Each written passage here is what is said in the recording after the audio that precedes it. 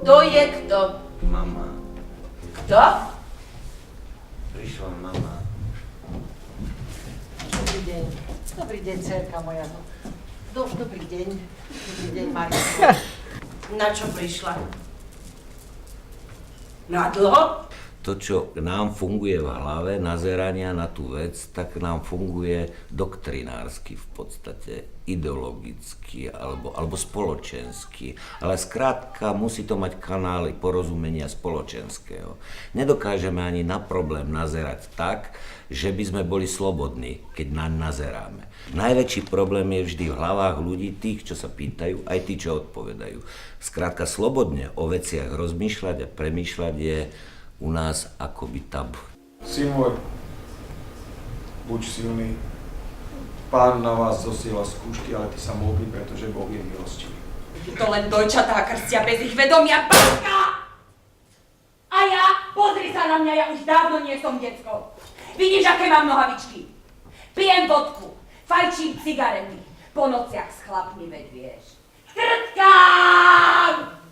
Takže všetky otázky duchovného života si riešim sama. Časť tých divákov je zlaknutá. Že je tu, že to sedí a že to vôbec počúva.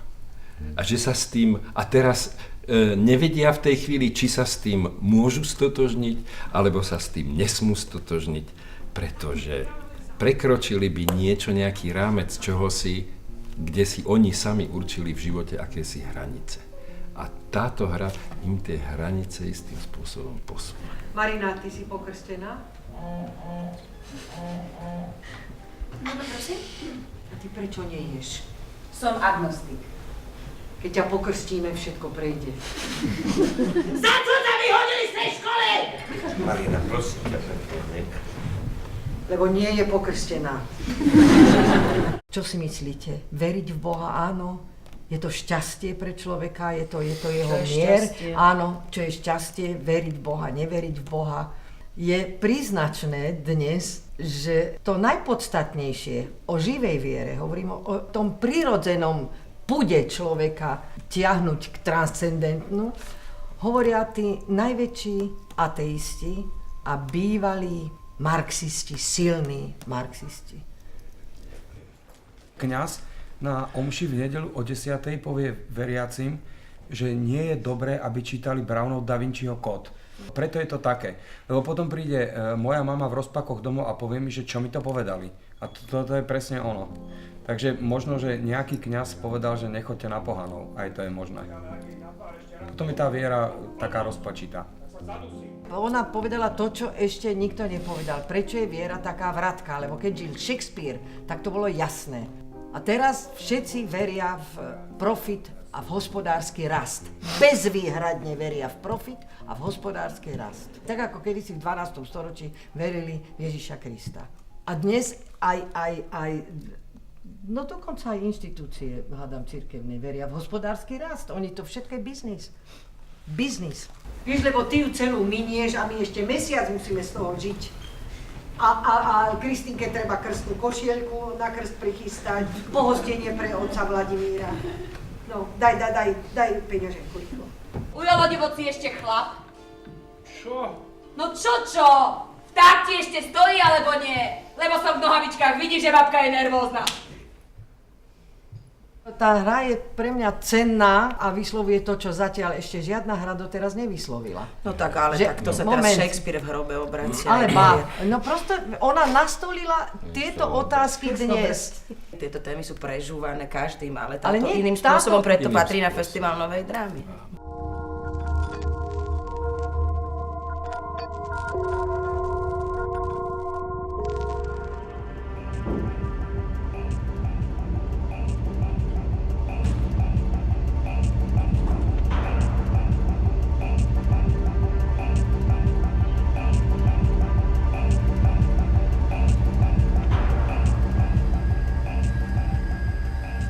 Prosím vás, vy mi ukážte zákon, podľa ktorého môžete túto ženu obviniť. Každý, kto vstúpi do tejto budovy, je automaticky zbavený všetkých práv. Akým právom? Akým právom? Právom, ktoré sme prijali. Tak mi niečo prišite. Ale prosím vás, že ste sa zbláznili. Viete čo, navrhoval by som vám nelegálny dovoz čínskych bedrových klbov vyrobených z PET fliaž.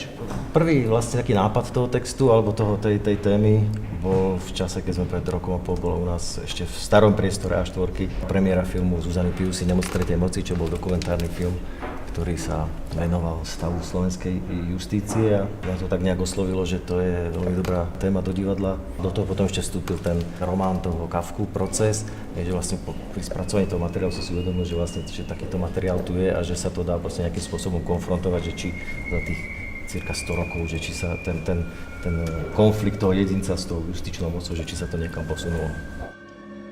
Tá absurdita zostáva, akurát sa mi zdá, že strašnejšie je to, že Jozef K. v Procese nemal k dispozícii ani televíziu, ani internet, čiže jeho nevedomosť z toho hľadiska, že sa vedú nejaké absurdné procesy, o ktoré sa nezaujímal až do chvíle, kým nebol vedený proti nemu, že u neho je to ešte ospravedlniteľné, ale u nás, ktorí sme to dopustili, teda myslím nás všetkých, keďže vlastne máme ako veľké možnosti informácií a poviem, že je to neodpustiteľné, že si takto necháme toto robiť. Takže, ale sa spýtam, aj nespravodlivo konajúci v konečnom dôsledku nájdu tú spravodlivosť?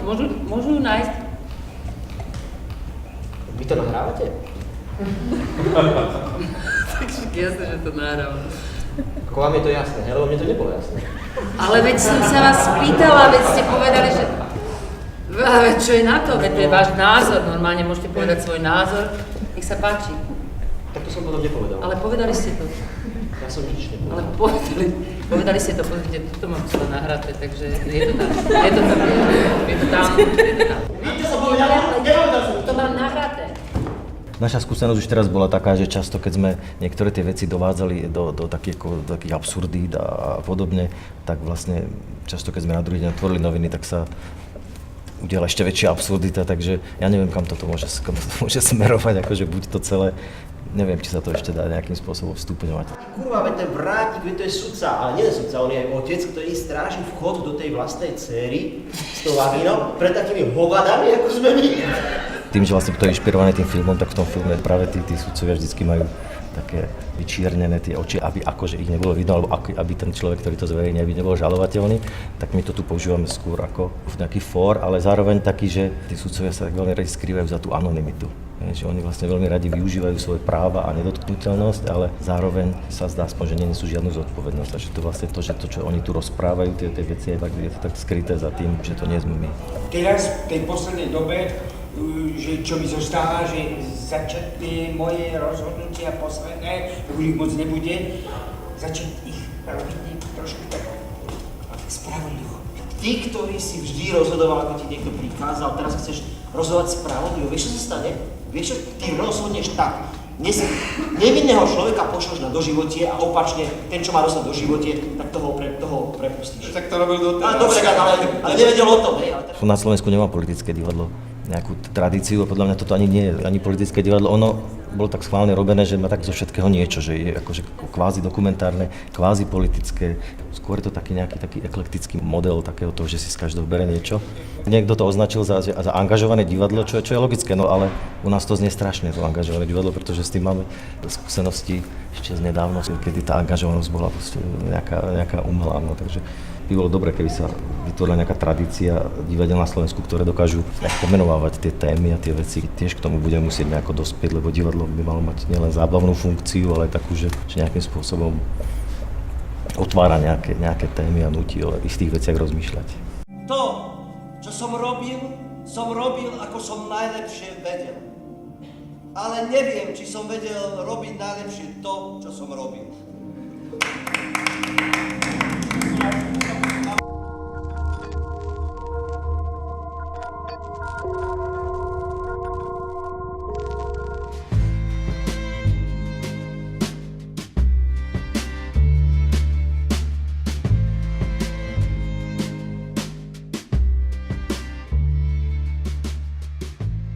Toto predstavenie vzniklo na základe spomienok Hildy Hraboveckej. Hilda Hrabovecká je dáma staršia, ktorá bola v prvom transporte slovenských židovských dievčat do Osvienčimu a napísala spomienky na túto tému a oslovila divadlo Aréna Viliama Klimáčka s tým, že vlastne by ešte rada pripomenúť svoj vlastný osud, nie kvôli tomu, aby sme ľutovali a rozmýšľali o nej, ale aby si ľudia ešte raz spomenuli a ešte raz prehrali celú tú epizódu, na ktorej ona bola nedobrovoľne účastná, pretože je to niečo, k čomu sa musíme vrácať, je to súčasť dejín 20. storočia. Viete, ako nás Nemci prezývajú, pán Pújdec? Nie. Neviete? Salámia. Salámia? Salámia, áno, salámia. A Bratislavu nevolajú Flensburg, ale viete ako, neviete však? Nie. Flensburg, mesto, kde sa dá nažrať. Veď je to v časoch vojny nádherné prirovnanie. Flensburg, hlavné mesto salámie. Je to príbeh jednej slovenskej kaviarne, jej návštevníkov, majiteľov, postavičiek, ktoré sa v nej zjavujú a v tejto kaviarni sa odohrávajú dejiny vojnového slovenského štátu a krátko pred a krátko po.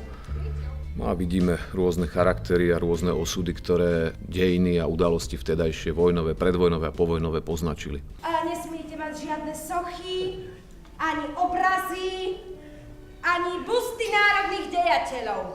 To je Hasterman. Táto téma je veľmi často exploatovaná, ale keby sme si mali spomenúť, koľko slovenských príspevkov k tejto téme relevantných existuje, povedzme v divadle, tak veľa by sme ich vymenovať nevedeli. Museli sme hľadať spôsob a prostriedok, ako do tejto témy, ktorá nie je nová, vniesť niečo, čo by nové bolo.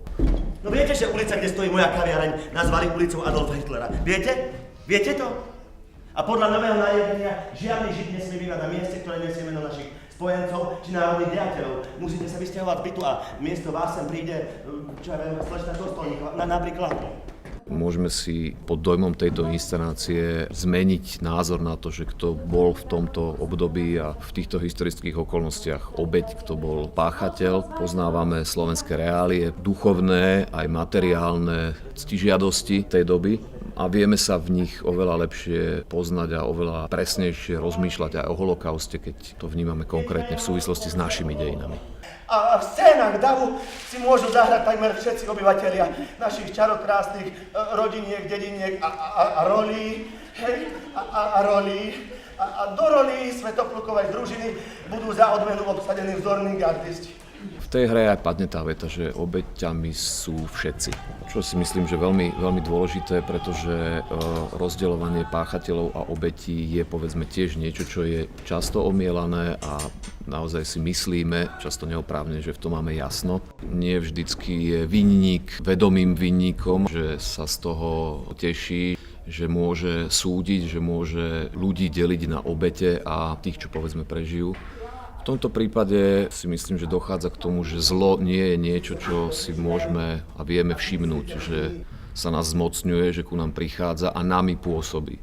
Častokrát je už neskoro, keď si uvedomíme, že sme boli prostredníkom zla, že sme sa podielali na niečom, ako je hromadná vražda, genocída. Ako toto uvedomenie vzniká, kedy vzniká, prečo vzniká a prečo nevzniklo vo chvíli, kedy ešte mohlo zabrániť tomu, čo sa potom stalo, to je kľúčové pre túto hru.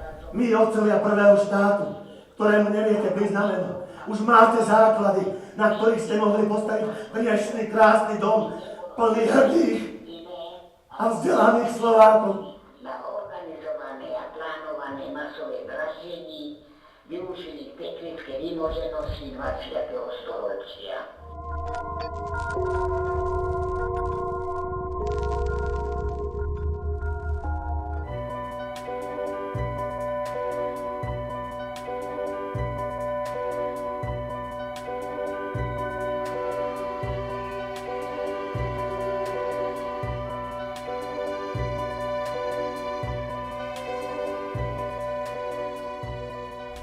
Železiarne veľmi dlho išli zázračne, teda v úvodzovkách zázračne, pretože v dobách divokého mlčiarizmu bol neuveriteľný únik peňazí zo železiarní. My sme začali sa venovať takým súčasnejším dejinám, alebo teda súčasnej situácii slovenskej, ktorú sme nejakým spôsobom monitorovali prostredníctvom príbehov ľudí, alebo ako sa hovorí, orálnych histórií a nejak tak niekde na pozadí bola aj idea zaoberať sa industrializáciou a všeobecne asi aj pojmom práce a vôbec ako sa zmenil pojem práce a čo znamená práca človeka, ktorý pracuje za strojom, alebo človeka, ktorý je a priori technokraticky založený a čo znamená práca umelca, ktorý svoj čas trávi inak. Uvoľni sa trošku. Nájdi si tiež jedného človeka. To je tvoj príbeh. Uvoľni si ruky. Počkaj, toto bolo dobre možno. Keby si dala... Daj si vlastne ruku takto. Pochopiteľne nás zaujala VSŽ asi ako najväčšia fabrika svojho druhu v okolí a príbeh, ktorý je veľmi typický pre druhú polovicu 20. storočia na Slovensku. Takže sme sa vybrali do Košíc, kde sme spravili niekoľko takých výskumných ciest, v rámci ktorých sme nazberali rozhovory s ľuďmi, ktorí boli vo VSŽ od začiatku alebo boli pri začiatkoch. Sme potom vo finále skompilovali časť textu, ktorý sme predvádzali vlastne ľuďom, ktorých sa tie príbehy týkali alebo od ktorých sme ich nazbierali. A veľmi dôležité bolo pre nás práve sa konfrontovať s ľuďmi, od ktorých sme tie príbehy dostali. Americké monterky, to vraj vyvíjala to NASA, vraj to skúšali na mesiaci. Parádna vec. Chlapi to začali nosiť do kostola. To malo také puky, niektorí keď si takto prešli, dorezali sa. Normálne chlapi mali otvorené rány. Museli marodovať na to, že sa nedalo robiť s otvorenými ránmi. Nebudeš robiť vo VŽ-tke, jak sa tam sa nedá robiť. To stretnutie s konkrétnym človekom pre mňa osobne je zaujímavé predovšetkým kvôli komunikácii, v ktorej sa mi zdá, že sa dá prísť ku iným príbehovým riešeniam a spôsobom narácie, než ako keď človek píše sám. Tak z neho niečo vytrieskaj, lebo z teba vytrieskam niečo ja! Ja som prišla zo stredného Slovenska a na takéto veci naozaj nie som zvyknutá. Tie klasické texty patria do kultúrnej pamäte, to znamená, že ty keď pracuješ s klasickým textom, pracuješ už aj s akousi jeho interpretačnou tradíciou alebo s tým, akým spôsobom on funguje a aké základné archetypálne situácie je schopný v tej ktorej dobe znovu oživiť, lebo tie texty sú samozrejme významové, mnohoznačné. Je na tom konkrétnom čítaní, ktorý z tých významov prevládne pri čítaní. Čiže to je taká zaujímavá interpretačná hra väčšinou pri textoch. Presne tak. No a? Sarnovský v 80. rokoch šéfoval Košickej správe ŠTB. Takže mal prístup ku všetkým informáciám, aj od priemyselnej kontrarozviedky. Texty súčasnej drámy, čím sú zaujímavé, sú pravdepodobne tým, ako tie klasické archetypálne príbehy, pretože tých príbehov a ich riešení je v podstate nejaký uzavretý počet. V antických textoch nájdeš rovnaké spôsoby riešenia príbehu ako v textoch súčasnej drámy. Sú podané možno iným jazykom alebo sú nejakým spôsobom formálne iné, čiže tam je zaujímavá práca s jazykom alebo s niečím, čo ten príbeh v podstate ozvláštne, čiže forma. Dobre, môžeš ešte povedať tú časť o oceli? Tak ja neviem, oceľ je nosná. Má silu ako aj fabrika a všetko, čo je obrovské. To sú základné nosné prvky. Je to obdivuhodná vec, čarovná, ale tak básov by som o tom nevedela. Ďakujem. Koniec skúšky.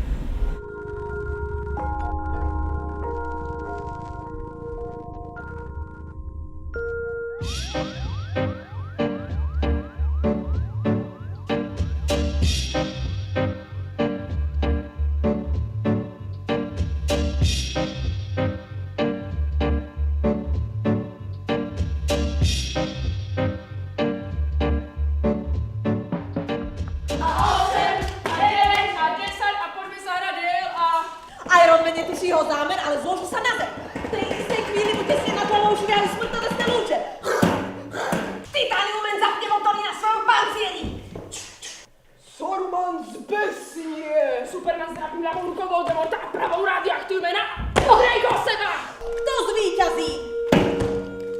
Tento text Simony Semenič som v podstate objavila pred 2 rokmi, keď som ho chystala tiež v rámci festivalu Nová dráma. Bol to vtedy taký malý experiment, iba sme čítali tie texty a celkom nás to zaujalo, pretože bol vystavaný a je vystavaný takmer z čistých citosloviec a nejakých pokrikov. Je to taká divadelná detektívka, nejakým spôsobom nájsť preto tvár, nájsť preto formu. Krv strieka všade.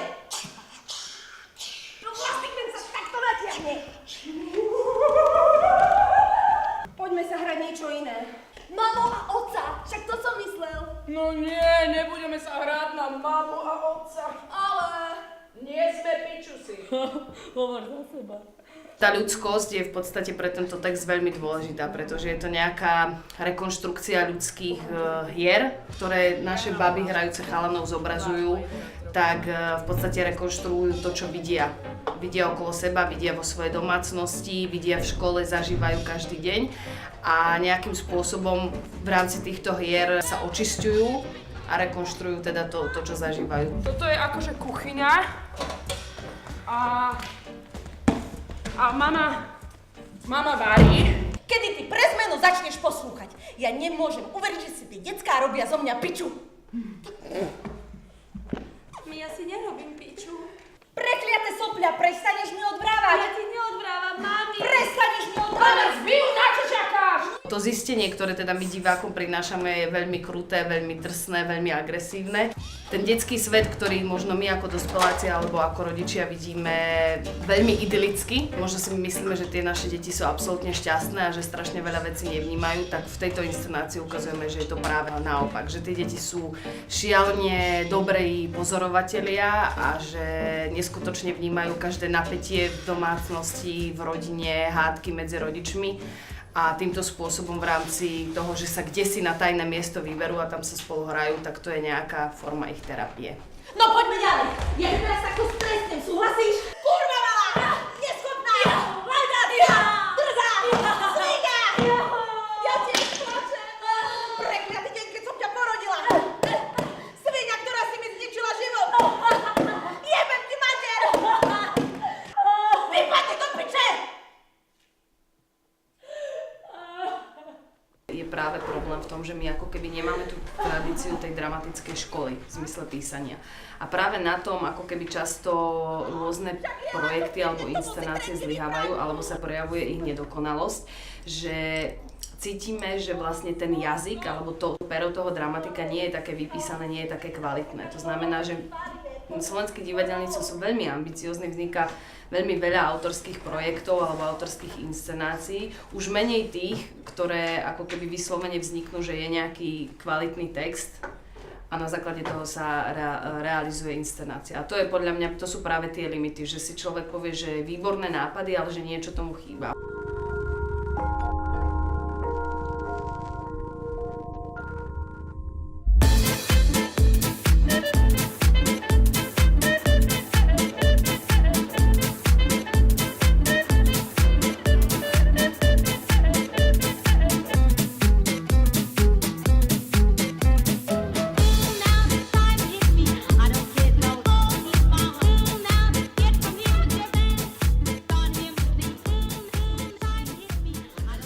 Predstavenie je predovšetkým taký žánrový pokus spojiť komediálny žáner sitcomu a zaujímavú tému, ktorá siaha do histórie, to znamená tému Národného cintorína a postav osobnosti pochovaných na Národnom cintoríne.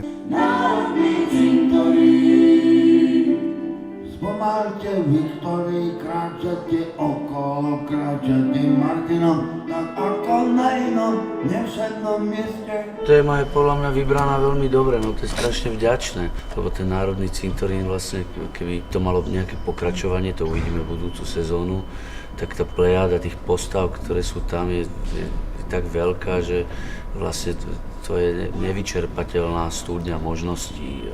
Prosím vás pekne, s rúžencom, omotaným okolo. Neviem, čo vás napadá. Kostiček? Okolo kostiček. Rúženec sa v ruke nosí. To hlavné, o čo ide, je to, čo sa deje aj v našej spoločnosti dnes, že ten developer a tie finančné skupiny ovládajú celú tú spoločnosť na toľko, že keď sa rozhodnú, tak to naozaj ide obrazne povedané cez mŕtvoly a bude tá cesta aj cez ten Národný cintorín. Keby tú diaľnicu stavali Maďari, tak to by Matica, tak to by sme my ešte niečo zmohli. Ale tú diaľnicu chcú predsa postaviť Slováci. Hear that! A zem ďalej nás nechá. To bolo aj také cvičenie pre hercov a pre nás všetkých, pretože sme mali ambíciu, aj sme naplnili skúšať to iba 6 dní. od prvej čítačky a za týchto 6 dní vznikol text, aj hudba, aj texty z piesní, aj všetko, čo tu je, kostýmy, scéna. A konec koncov možno, že keby sme to skúšali mesiac a pol, tak vôbec to nikdy nebude také lepšie. niečo nevznikne. To je ako, Prvý nápad je vždy najlepší v takomto nápady, sitkome a funguje to. To je taký adrenalinový, rýchlo výroba nejakého sitcomu, ktorý by mal Je to pokus pre mňa. No, je to experiment. Oni chceli zistiť, či to ide a keby to nevyšlo, tak to jednoducho zabalíme to. Bude to svetokrádež. Alena! Čierny hriech, ktorý ťa bude prenasledovať do konca tvojich posledných dní. Ján Francisci odmieta s nami stretávať, pretože ste, milá Anička, po ňom minule pekne vyštartovala. Vyštartovali? Skloňuj. Je to určené, ale nie len, ale určené mladým ľuďom, povedzme aj študentom, keďže sú to všetko po väčšine maturitné otázky. Nebol náš cieľ nejako súplovať nejakú edukáciu a súplovať školy, ale našim cieľom bolo skôr priateľnou formou predstaviť históriu a osobnosti histórie a formou vlastne zvláštnou, zaujímavou.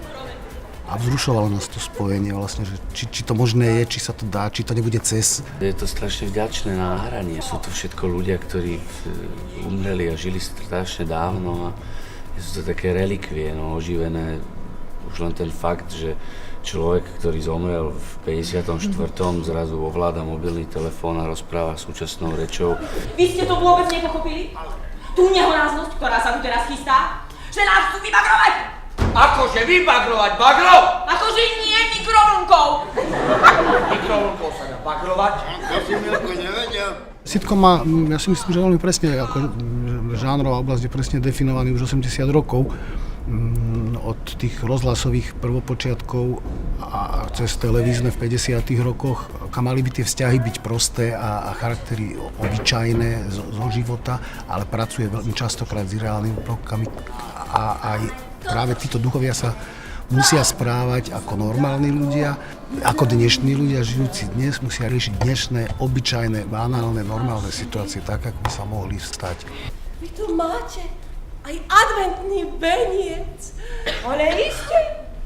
Sviečky, čečina, som zdobila moja. Spýtajte sa na ulici, čo kto napísal a netušia. Aj tu si môžeme spraviť anketu.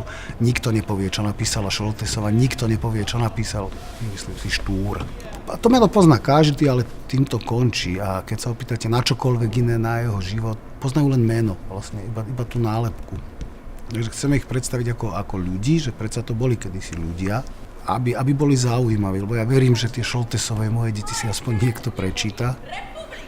Keďže sa jedná o jednu z najslávnejších knížiek slovenských vôbec a bola preložená do 19 jazykov a Šoltesová vďaka nej bola zaradená medzi 50 najvýznamnejších žien sveta v 20. rokoch, čo opäť nikto netuší, lebo stále viac zabúdame čítať a zabudli sme čítať a kúkame do tej telky.